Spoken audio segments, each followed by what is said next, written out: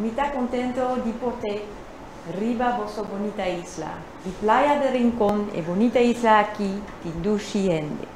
De afgelopen 2 dagen hier op Bonaire heb ik veel mensen gesproken om met hen te hebben over wat hier speelt.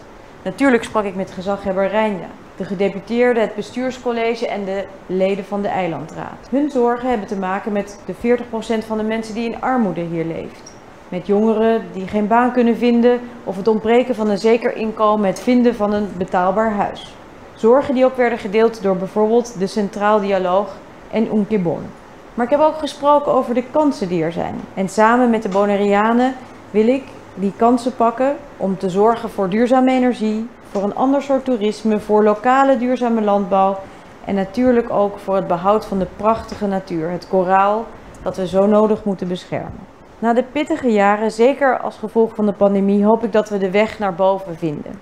En daar zag ik al ongelooflijk mooie voorbeelden van. Bijvoorbeeld bij het jobcenter Planche di Trabalho, waar mensen een steun in de rug krijgen op zoek naar werk. En in het toerisme bijvoorbeeld ook, of in de bouw van de gezondheid. Ik hoorde ook van mensen dat onze daden belangrijker zijn dan woorden.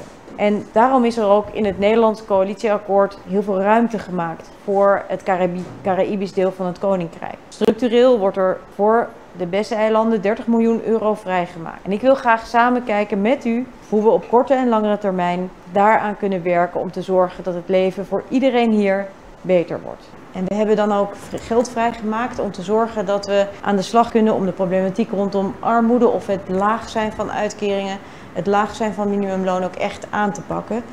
En daar willen we niet alleen maar kijken naar het thema van hoeveel geld zou er dan bij moeten, maar ook kijken wat we kunnen doen om bijvoorbeeld de kosten van levensonderhoud te verlagen. Denk aan de energiekosten, water, dat soort onderwerpen. Het werkt in Nederland altijd toch een beetje bijzonder, zo'n overdracht van de ene regering aan de andere. Maar gelukkig zijn de mensen die voor mij werken, het team, ook hier voor een deel aanwezig, ervoor om te zorgen dat alles wat er tot nu toe gedaan is, wat voor werk er ook is geweest, dat dat is overgedragen. En ik heb zeker ook met hem erover gesproken. Maar ik denk ook dat dat die overdracht, het is nooit zo dat je nog samen een tijdje opwerkt. Maar gelukkig nogmaals, het team is er en ik heb ook met Raymond uitgebreid gesproken. Masha, dank je.